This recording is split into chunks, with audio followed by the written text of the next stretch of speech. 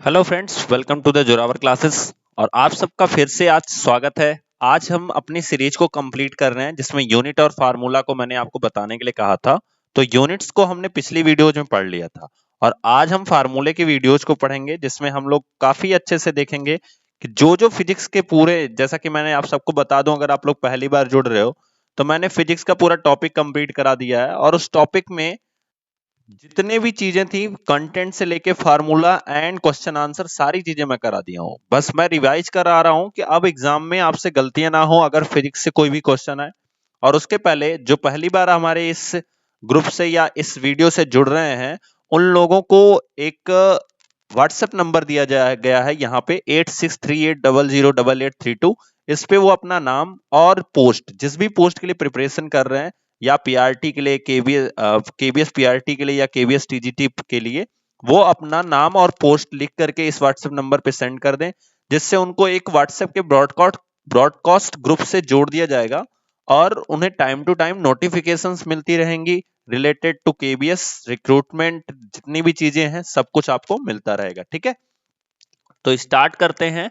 और आपके सामने हमारा पहला क्वेश्चन आता है, what is the formula of speed. तो बहुत अच्छा सा क्वेश्चन है, फटाफट आप सब लोग भी कमेंट करके बताओ क्या फार्मूला होता है स्पीड का। तो स्पीड का फार्मूला होता है, आप लोग एक तो पहली चीज अपनी नोट्स निकाल लो और रिवीजन करना शुरू करो, क्योंकि पिछले 3 वीडियोज बहुत मोस्ट इंपॉर्टेंट मैंने आपको पढ़ाया है और ये तीनों चीजें आपके नोट्स में, एक शॉर्ट नोट्स में होनी चाहिए, जो कि एग्जाम के टाइम पे बहुत काम आने वाली है।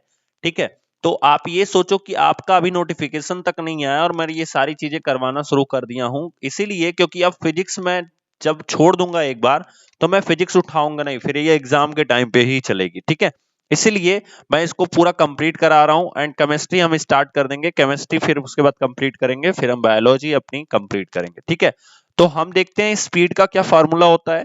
Speed is equals to what? Speed is equals to होता है डिस्टेंस अपॉन टाइम। ध्यान से समझना, डिस्टेंस अपॉन टाइम। बट अगर यहीं आपसे वेलोसिटी पूछ ली जाती, ध्यान से समझना, स्पीड जो होती है वो स्केलर क्वांटिटी होती है, यानी कि कह सकते हो कि ये एक तरह से आपकी अदिश राशि होती है। कैसी राशि होती है? अदिश राशि होती है। तो स्पीड के बारे में इतनी नॉलेज तो आपको होनी चाहिए कि ये कैसी राशि है, तो अदिश राशि है यानी स्केलर क्वांटिटी है। और इसका फॉर्मूला क्या होता है? Distance upon time. ठीक है, अब अगर इसका फॉर्मूला डिस्टेंस अपॉन टाइम होगा तो इसका जो यूनिट होती है, डिस्टेंस की यूनिट कितनी होती है? क्या होती है? मीटर होती है। और टाइम की यूनिट क्या होती है? सेकंड होती है। तो इसलिए इसका जो फॉर्मूला निकल के आएगा, उसकी पूरी स्पीड का जो यूनिट निकल के आएगी वो क्या आ जाएगी? मीटर पर सेकंड। तो ये हो जाएगी यूनिट और ये हो जाएगा आपके सामने फॉर्मूला। ठीक है, तो इस तरह से अपने नोट्स में लिखना शुरू करो। आपको पूरा आज मैं क्लियर कर दूंगा, जितने भी गति के समीकरण हैं, जितनी भी चीजें हैं, वो सारी चीजें आज मैं क्लियर कर दूंगा। ठीक है, तो आई होप आपको सेशन अच्छा लगे, तो एक बार जरूर कमेंट बॉक्स में बताना कि सेशन कैसा लग रहा है। और हाँ, सब लोग आए हो लाइव, लाइक तो कर दिया करो, क्योंकि आप लोग वीडियो बस देखते हो और चीजें आपको फ्री ऑफ कॉस्ट दी जा रही हैं। टाइम वेस्ट नहीं करा जा रहा है, फ्री ऑफ कॉस्ट जो चीजें आपके एग्जाम में काम आएंगी वो चीजें आपको प्रोवाइड करा जा रही हैं। सो इसलिए कम से कम वो सारी चीजों को अच्छे से एक बार शेयर और लाइक तो कर सकते हो। चलो नेक्स्ट देखते हैं, what is the formula of average speed. बहुत अच्छा क्वेश्चन है। तो इसका जो फार्मूला होता है वो क्या होता है, फटाफट बताओ सब लोग लिख के, जल्दी जल्दी कमेंट करना शुरू करो, आपके पास 1 मिनट का टाइम है।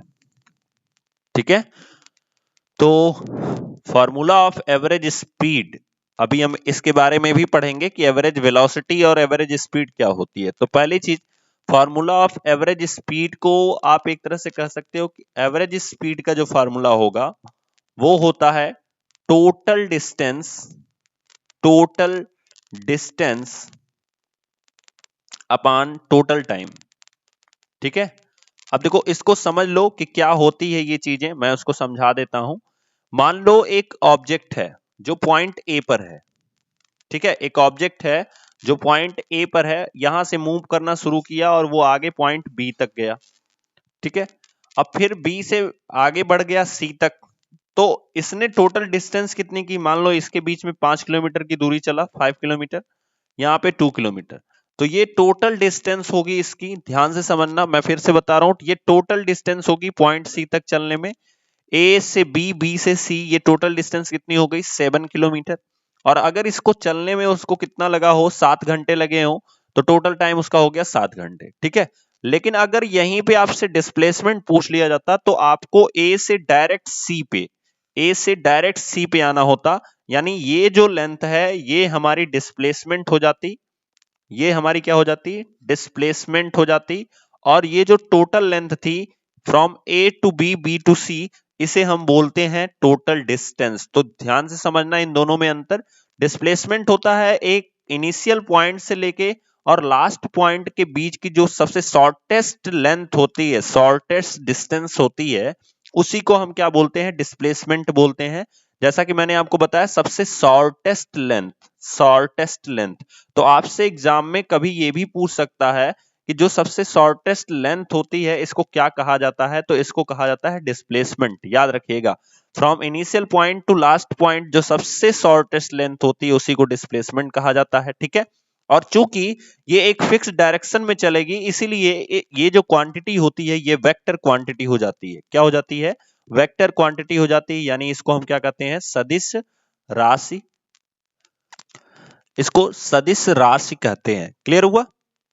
चलिए, तो हमारा फार्मूला हो गया total distance upon total time. इसकी यूनिट भी यही होगी, यूनिट भी आपकी पिछली स्पीड की तरह ही होगी, यानी मीटर पर सेकंड इसकी भी यूनिट होगी। तो आप लोग नोट करते रहिए ये सारी चीजें, ठीक है। नेक्स्ट क्वेश्चन को लेते हैं, what is the formula of displacement. बहुत अच्छा सवाल पूछा गया है। अब देखो डिस्प्लेसमेंट आता कैसे है, डिस्प्लेसमेंट आता है वेलोसिटी के ऊपर डिपेंड करता है, ठीक है। तो आप डिस्प्लेसमेंट का फार्मूला बता तो तब सकते हो ना जब आपको वेलोसिटी बताओ। तो वेलोसिटी इज इक्वल्स टू होता है डिस्प्लेसमेंट अपॉन टाइम, ठीक है। क्या होता है, डिस्प्लेसमेंट अपॉन टाइम, ठीक है। अब आपको पूछा गया है कि डिस्प्लेसमेंट का क्या फार्मूला है, तो टाइम यहां पे क्या कर रहा है, डिवाइड कर रहा है, इधर आके क्या करेगा, multiply, then velocity into time is equals to displacement. क्या होता है, डिस्प्लेसमेंट। अच्छा, displacement is also a distance, ठीक है। मतलब डिस्प्लेसमेंट जो है वो एक डिस्टेंस है, सो दैट्स वाई इसकी यूनिट भी क्या हो जाएगी, यूनिट जो हो जाएगी वो हो जाएगी आपकी मीटर। तो बहुत सिंपल सा सवाल है, बट याद रखना कि ये एक वेक्टर क्वांटिटी है। कैसी क्वांटिटी है, वेक्टर क्वांटिटी है, सदिश राशि है, ठीक है। इसको ध्यान से रखिएगा, ध्यान से समझिएगा। चलिए अपना अगला क्वेश्चन लेते हैं, what is the formula of velocity. तो आप फटाफट बताओ क्या फार्मूला होता है वेलोसिटी का, सबको पता होना चाहिए। अभी हम इक्वेशंस को भी देखेंगे, क्या फार्मूला होता है इक्वेशंस का, इक्वेशन में क्या लिखा जाता है, ठीक है। तो ये चीज ध्यान रखिएगा। चलिए बताइए क्या फार्मूला होता है वेलोसिटी का। Then velocity is equals to nothing but displacement upon time. याद रखना, यही चीज मैं आपको समझाने वाला हूं कि मैं यहाँ पे बार बार डिस्प्लेसमेंट बोल रहा हूं जब वेलोसिटी को ले रहे हैं हम, ठीक है। और जब हम स्पीड को लेते हैं तो वहां पे, जब हम स्पीड को लेंगे ना, स्पीड, देन हम क्या लेते हैं, हम वहां पे डिस्टेंस लेते हैं। क्या लेते हैं, डिस्टेंस लेते हैं, ठीक है। और इसीलिए डिस्टेंस की वजह से, चूंकि डिस्टेंस एक स्केलर क्वांटिटी, इसलिए स्पीड भी स्केलर क्वांटिटी होती है, ठीक है। और डिस्प्लेसमेंट जो है वो वेक्टर क्वांटिटी है, इसलिए वेलोसिटी क्या होती है, वेक्टर क्वांटिटी होती है। ये चीज ध्यान रखिएगा, ठीक है। तो आपको समझना है स्पीड और वेलोसिटी में फर्क नहीं है ज्यादा, लेकिन बहुत बड़ा फर्क है। ये सदिश राशि है, मतलब देखो अब कैसे फर्क है। मान लो एक ऑब्जेक्ट है ए से लेके बी तक गया, तो अगर फ्रॉम ए टू बी ही हम देखें तो इस कंडीशन में अगर वो 5 किलोमीटर चला है तो इसकी डिस्टेंस भी 5 किलोमीटर होगी और इसका डिस्प्लेसमेंट भी 5 ही किलोमीटर होगा, बिकॉज ए से ले, ए उसका इनिशियल पॉइंट हो गया और बी क्या हो गया, लास्ट पॉइंट हो गया। अब मैं कह दूं कि ए से बी तक गया और फिर वापस बी से ए पे आ गया, तो अब देखो इनिशियल पॉइंट इसका कहां है, ए पे है, एंड एंड पॉइंट भी कहां है, ए पे ही है। तो यहां पे डिस्प्लेसमेंट जो हो जाएगा वो हो जाएगा 0, लेकिन डिस्टेंस जो हो जाएगी वो हो जाएगी 10 किलोमीटर की। क्यों, क्योंकि एक बार 5 किलोमीटर गया है फिर 5 किलोमीटर आया है, डिस्प्लेसमेंट जो हो जाएगा वो हो जाएगा 0। तो यही फर्क होता है डिस्प्लेसमेंट और डिस्टेंस में। क्लियर हो गया? चलिए अगला देखते हैं, what is formula of average velocity. तो बहुत अच्छा सवाल है ये, अगर आपको वेलोसिटी पता है तो एवरेज वेलोसिटी का फार्मूला बताओ। बहुत सिंपल सा है। जिस तरह से हम लोग एवरेज स्पीड का फार्मूला पढ़े हैं उसी तरह से एवरेज वेलोसिटी का फार्मूला देखेंगे। तो एवरेज वेलोसिटी का जो फार्मूला होता है वो होता है, जिस तरह से टोटल डिस्टेंस होता है स्पीड में, उसी तरह से यहाँ पे टोटल डिस्प्लेसमेंट होता है।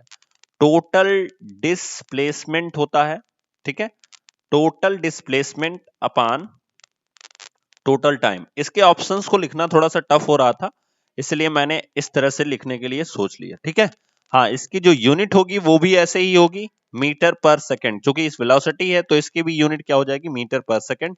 तो आपको आई थिंक यहां तक आपको सारी चीजें क्लियर हो गई होंगी, क्या डिस्टेंस होता है, क्या डिस्प्लेसमेंट होता है, क्या स्पीड होती है, क्या वेलोसिटी होती है, क्या एवरेज स्पीड होती है और क्या एवरेज वेलोसिटी होती है। इतने टॉपिक को मैंने बहुत अच्छे से यहां तक क्लियर कर दिया 5 क्वेश्चन के अंदर, ठीक है। चलिए नेक्स्ट देखते हैं, what is the formula of acceleration. बहुत अच्छा क्वेश्चन से आया है। तो एक्सेलरेशन का क्या फार्मूला होता है, तो the rate of change of velocity, इसी को हम बोलते हैं एक्सेलरेशन। यानी a is equals to nothing but v minus U upon T, ठीक है। अब देखो इसका क्या यूनिट होती है, बहुत सिंपल सी है, ध्यान से समझना। अगर हम वेलोसिटी में से वेलोसिटी को माइनस करें तो हमें जो वैल्यू मिलेगी वो भी तो कोई वेलोसिटी ही होगी। इट मींस हम लिख सकते हैं इस चीज को कि डेल्टा वी अपॉन टी, है ना। और डेल्टा वी का मतलब होता है कि इन दोनों के बीच में जो डिफरेंस आ रहा है उसके बारे में लिखा गया। तो वेलोसिटी की यूनिट क्या होती है, तो वो होती है मीटर पर सेकंड। देखो एग्जाम में अगर आपको भूले ना इसकी यूनिट तो आप कैसे निकालोगे वो तरीका बता रहा हूं।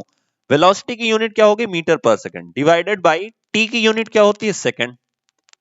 अब ये जो सेकंड है ये इसके साथ मल्टीप्लाई कर लेगा, सो हमारा आंसर क्या हो जाएगा, मीटर पर सेकंड स्क्वायर। अच्छा मान लो आपको एक वैल्यू दी गई हो 1/2 एंड डिवाइडेड बाई 3/2, तो इसका आंसर क्या होगा। देखो होता कैसे है, ये सबसे ऊपर जाता है और ये वाला यहां जाता है, क्लियर।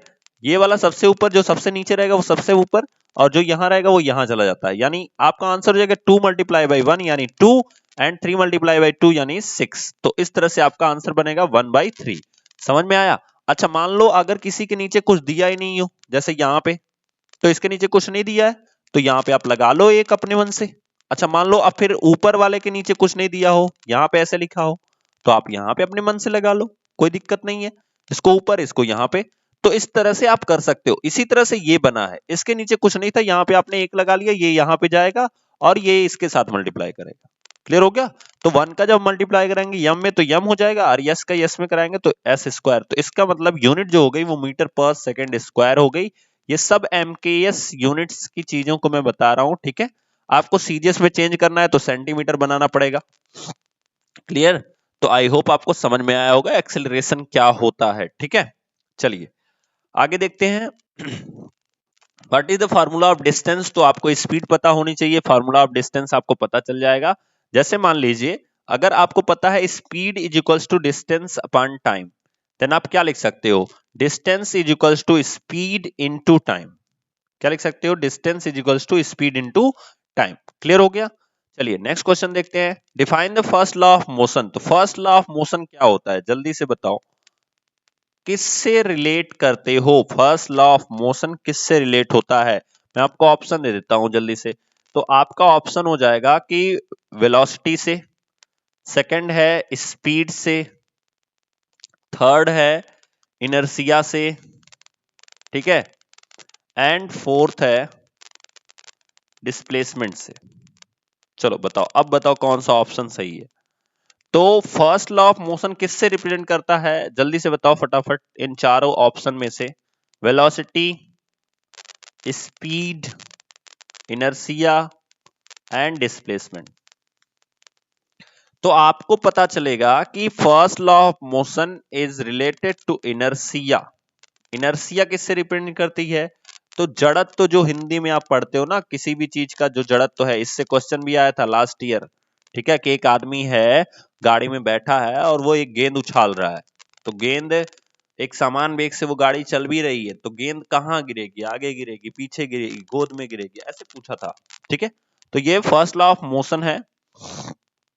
तो आई होप आपको समझ में आया होगा, इनर्शिया से इसको करा जाता है, ठीक है। मतलब इसका अब लॉ क्या है वो मैं बताता हूं। तो लॉ ये है कि अगर कोई ऑब्जेक्ट, ठीक है, अगर कोई ऑब्जेक्ट रेस्ट पोजीशन में है, किसमें है, रेस्ट पोजीशन में है, तो ये रेस्ट में ही रहेगी, और अगर कोई ऑब्जेक्ट मूव कर रहा है तो ये मूव में ही रहेगी। मतलब जिस भी पोजीशन में है वो उसी पोजीशन में बनी रहती है। कब तक, जब तक उस पर कोई एक्सटर्नल फोर्स ना अप्लाई किया जाए, एक्सटर्नल फोर्स ना अप्लाई किया जाए, ये चीज ध्यान देना।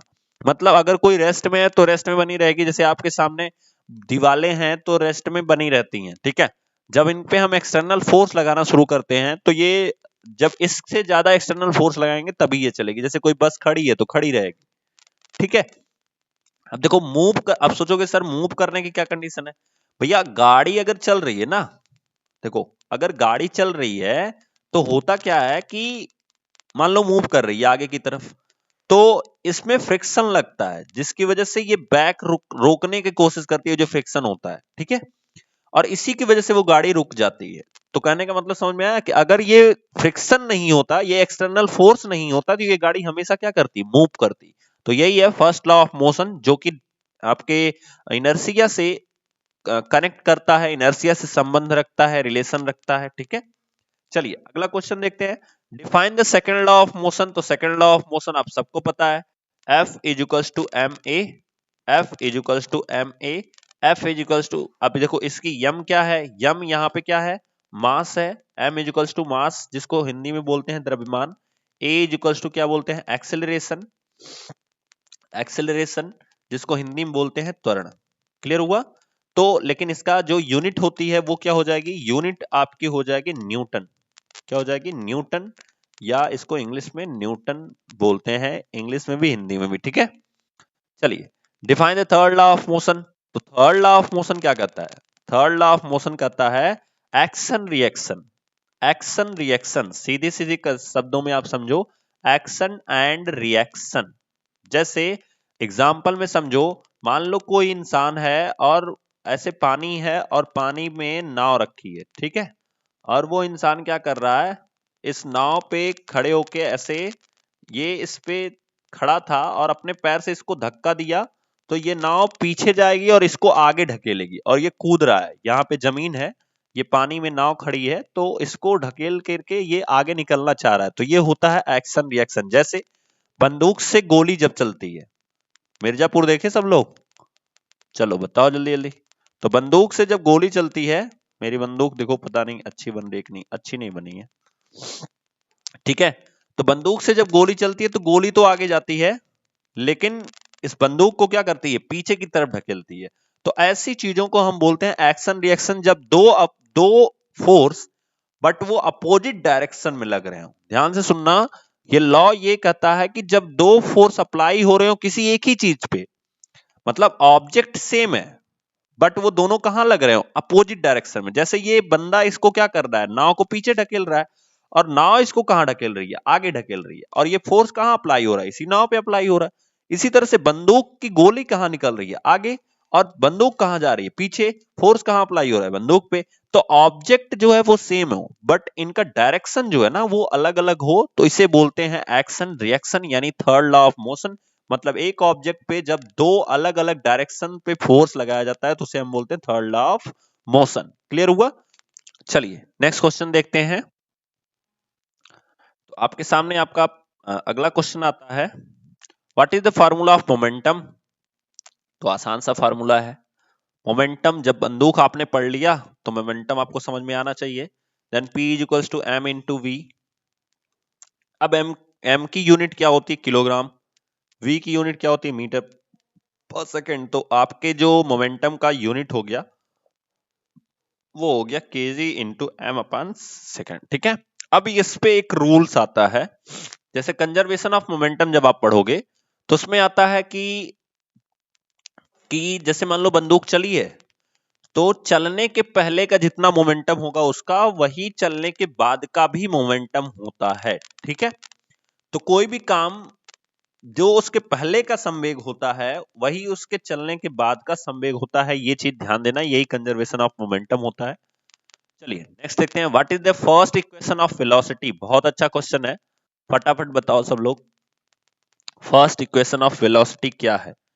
तो first equation of velocity, number first v is equals to u plus at, where v is final velocity, u is initial velocity, a is acceleration and t is equals to time। तो ये ध्यान रखना, अब हम लोग जब मिलेंगे ना तो इन सब फॉर्मूले पे क्वेश्चंस को करना शुरू करेंगे। Next, what is the formula of power? तो पावर का जो फॉर्मूला होता है वो क्या होता है? P is equals to W upon T, where W is work and T is time. ठीक है, मतलब एक सेकंड में जब किसी मशीन के द्वारा जितना कार्य किया जाता है, हम कहते हैं उसकी पावर उतनी है। जैसे हम लोग मशीन खरीदने जाते हैं ना तो बोलते हैं ये कितने पावर की है, तो 746 वाट ऐसे करके बोलते हैं। ठीक है, तो इस चीज को ध्यान रखना कि उस मशीन के द्वारा एक सेकंड में या एकांक समय में जितना भी काम किया जाता है उसे ही हम क्या कहते हैं, उसकी मशीन की पावर कहते हैं। क्लियर हुआ? चलिए नेक्स्ट, तो लिखा गया है वर्क क्या क्या फार्मूला होता है। Then work is equals to nothing but F into D into cos theta. तो काफी डिपेंड करता है कॉस थीटा पे, हम लोग इसके बारे में डिटेल में चर्चा कर चुके हैं और उसके लिए जाके आप देख सकते हो। देन F का जो आपकी यूनिट होगी वो न्यूटन हो जाएगी एंड डी की यूनिट मीटर हो जाएगी। तो सो आंसर क्या आ जाएगा? Newton metre. बट इसी को हम क्या कहते हैं? जूल कहते हैं, जो कि मैंने लास्ट वीडियो में काफी डिटेल में इसके बारे में बताया भी था। ठीक है, नेक्स्ट क्वेश्चन आपके सामने आता है, what is the second equation of velocity? Second equation of velocity, then s is equals to ut plus half at square, where s is nothing but distance। याद रखना ये क्या है? डिस्टेंस है। u है आपकी इनिशियल वेलोसिटी एंड a आपको पता ही है एक्सेलरेशन है और आपको t पता है ये टाइम। ठीक है, तो आई होप आपको ये सारी चीजें समझ में आई होंगी, और अगर सेशन अच्छा लगा हो तो एक बार जरूर से कमेंट बॉक्स में बताना सेशन कैसा लगा। तब मिलेंगे नेक्स्ट वीडियो में नेक्स्ट वीक में, तब तक के लिए थैंक यू सो मच।